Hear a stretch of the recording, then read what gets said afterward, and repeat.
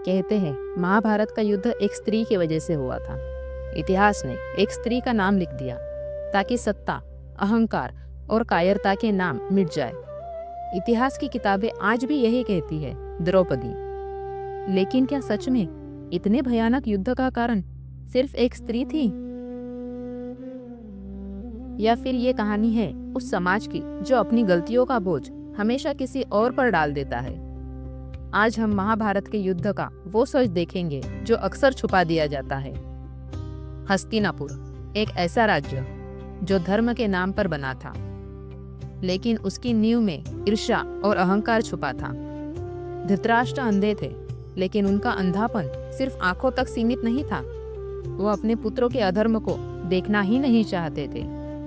राज्य धर्म से नहीं, सत्ता की सुविधा से चलाया जा रहा था। उधर पांडव, जिन्हें राज्य का सही उत्तराधिकारी होना चाहिए था, उन्हें धीरे धीरे हाशिए पर धकेला जा रहा था। यहीं से बीज बोया गया महाभारत के युद्ध का। कहते हैं युद्ध की शुरुआत तलवार से नहीं होती, वो शुरू होती है अपमान से। युद्ध सभा में द्रौपदी को बुलाया गया, एक स्त्री जिसे सभा में नहीं सम्मान में बैठाया जाना चाहिए था। वहां उसे जीता और हारा गया।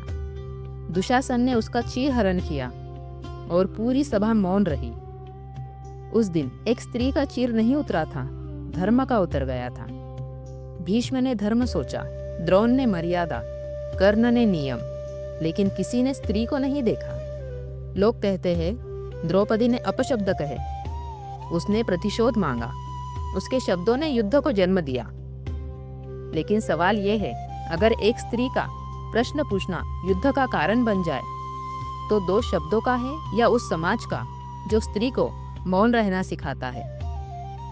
द्रौपदी कारण नहीं थी, वो आईना थी, और समाज ने आईना देखने की बजाय स्त्री को तोड़ना चुना, और समाज ने आईना देखने की बजाय स्त्री को तोड़ना चुना। कर्ण, जिसे सम्मान नहीं मिला, इसीलिए उसने अधर्म का साथ दिया। शकुनी, जिसने अपने अपमान को राजनीति बनाया, और दुर्योधन, जिसका अहंकार राज्य से बड़ा था। हर एक के पास अपना बहाना था, लेकिन बहाने कभी धर्म नहीं होते। इन तीनों ने मिलकर युद्ध को आकार दिया, लेकिन हर बार दोष किसी और पर डाल दिया गया।